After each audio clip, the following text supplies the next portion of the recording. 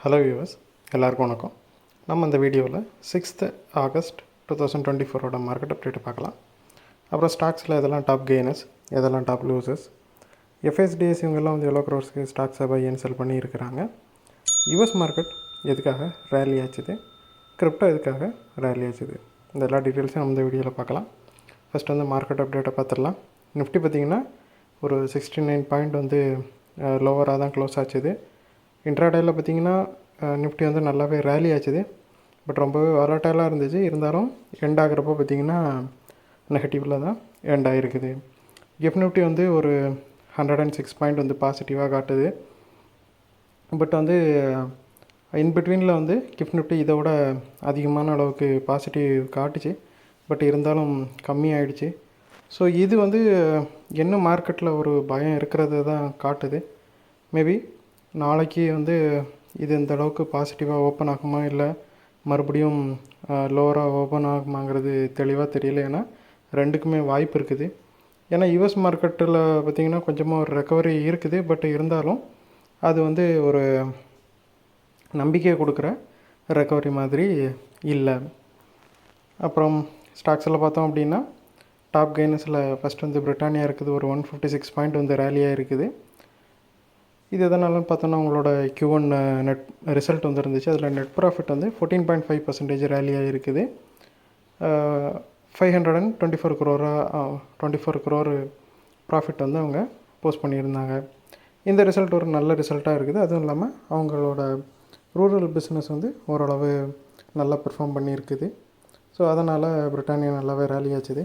அப்புறம் JSW steel பார்த்தோம் அப்படின்னா ஒரு 3 நாளில் பயங்கரமான அளவுக்கு விழுந்துச்சு. ஸோ இப்போ வந்து டிப்பில் வந்து மக்கள் பை பண்ணதுனால கொஞ்சமாக இன்றைக்கி ஒரு ரெக்கவரியை கொடுத்துருக்குது. அப்புறம் டாப் கெய்னர்ஸில் தேர்டு பார்த்திங்கன்னா டெக் மஹேந்திரா இருந்துச்சு. அது ஒரு 27 பாயிண்ட்ஸ் வந்து ரேலியாக இருந்துச்சு. டெக் மஹேந்திரா வந்து ஹரிசான் 3.ai அப்படிங்கிற இன்னொரு இன்ஸ்டியூட்டு கூட சேர்ந்து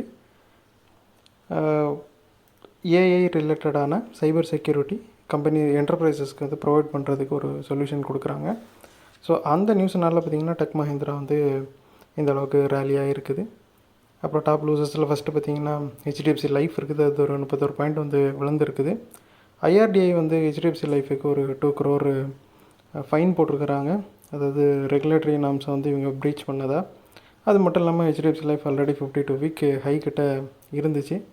ஏன்னா ரீசெண்டாக பார்த்திங்கன்னா நிதின் கட்கரி வந்து ஒரு லெட்டர் அனுப்பியிருந்தார் நிர்மலா சீதாராமன் அவங்களுக்கு. அதாவது லைஃப் இன்சூரன்ஸ் அப்புறம் நார்மல் இன்சூரன்ஸில் இருக்கிற அந்த ஜிஎஸ்டி எல்லாம் குறைக்கணும் அப்படிங்கிற இது ரிலேட்டடாக. ஸோ அதனால் லைஃப் இன்சூரன்ஸ் கம்பெனிஸ்லாம் வந்து ஒரு நல்ல ரேலியை கொடுத்துருந்துச்சு. ஸோ இப்போது அது எல்லாமே வந்து 52 வீக் ஹையில் இருந்ததுனால இந்த மார்க்கெட்டோட ஃபால் வந்து அதையும் கொஞ்சம் கீழே கொண்டு வந்துருச்சு. ஹெச்டிஎஃப்சி லைஃப் பார்த்திங்கன்னா டாப் லூசர்ஸில் செகண்ட் இருந்துச்சு. ஸோ அதுவுமே வந்து சேம் ரீசன் தான், 52 வீக் ஹையில் இருந்துச்சு அந்த நியூஸ்னால். இப்போது மார்க்கெட் வந்து ரொம்பவே வந்து வாலட்டைலாகவும் கொஞ்சம் பயந்த மாதிரியும் இருக்கிறதுனால எந்த ஸ்டாக்கெல்லாம் வந்து 52 வீக் ஹை கிட்ட இருக்குதோ அதிலெல்லாம் போய் மக்கள் வந்து ப்ராஃபிட் புக் பண்ண ஆரம்பிச்சிட்டாங்க. ஏன்னா இன்னும் கூட மார்க்கெட் விழலாம் அப்படிங்கிறது தான் ஒரு தாட்டாக இருக்குது. ஏன்னா குளோபலாக வந்து யூஎஸில் ரிசெஷன்னால் விழும் அப்படின்ட்டு ஒரு பயத்தில் வந்து ரிசெஷன் வந்து யூஎஸில் வரும் அப்படிங்கிற ஒரு பயத்தில் வந்து உலகத்தில் இருக்கிற எல்லா மார்க்கெட்டுமே வந்து கொஞ்சமாக விழுந்துச்சு. அதோட இம்பேக்டில் தான் வந்து நம்மளோட இந்தியன் மார்க்கெட்டும் விழுந்துச்சு. ஸோ பட்டு இந்த பயம் வந்து இன்னுமே ஃபுல்லாக போகாததுனால எல்லா இடத்துலையுமே வந்து மக்கள் வந்து ப்ராஃபிட்டை புக் பண்ணிவிட்டு வெளியே போகிறதுக்கு தான் ட்ரை பண்ணுறாங்க. எந்த ஸ்டாக்கெல்லாம் வந்து ரொம்ப அதிகமான அளவுக்கு விழுந்துருக்குதோ அதெல்லாம் வந்து டிப்பில் பை பண்ணிகிட்ருக்குறாங்க.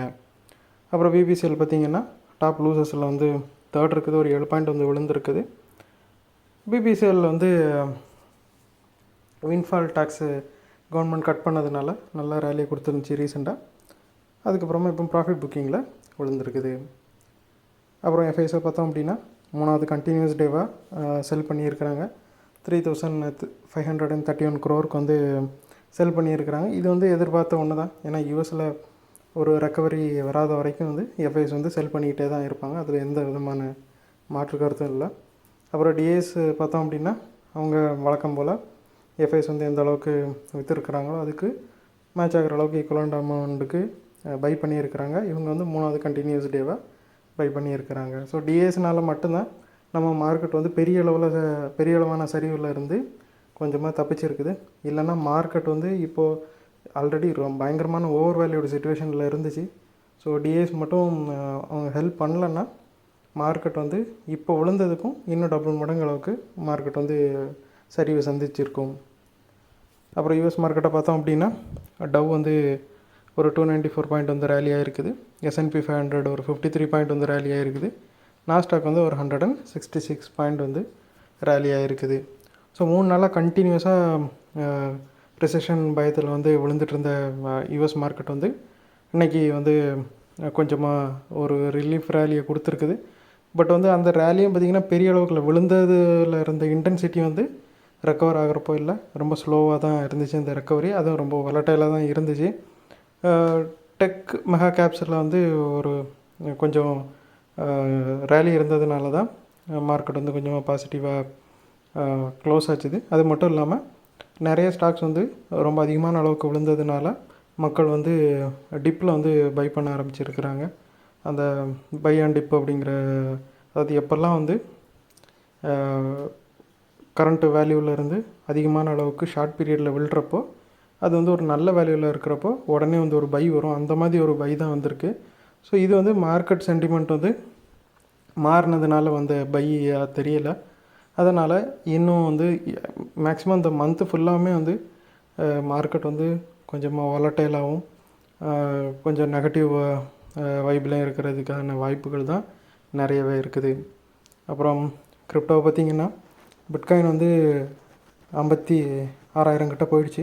ஸோ இந்த பிட்காயின் வந்து இந்த அளவுக்கு சரியும்னு யாருமே எதிர்பார்க்கல. பட் அந்த ரிசெஷன் ஃபியர் வந்து பிட்காயின் வந்து எந்த அளவுக்கு குயிக்காக ரேலி ஆகுதோ அதோட டபுள் மடங்கு வந்து இந்த மாதிரி ஒரு ப்ராப்ளம் வர்றப்போ விழ தான் செய்யுது.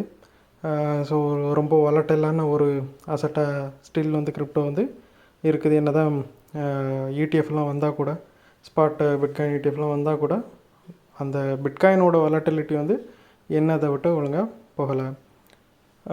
பயங்கரமான வீழ்ச்சிக்கு அப்புறமா பார்த்திங்கன்னா ஒரு 2503 பாயிண்ட்ஸ் வந்து அது ரேலியாக இருக்குது பிட்காயின்.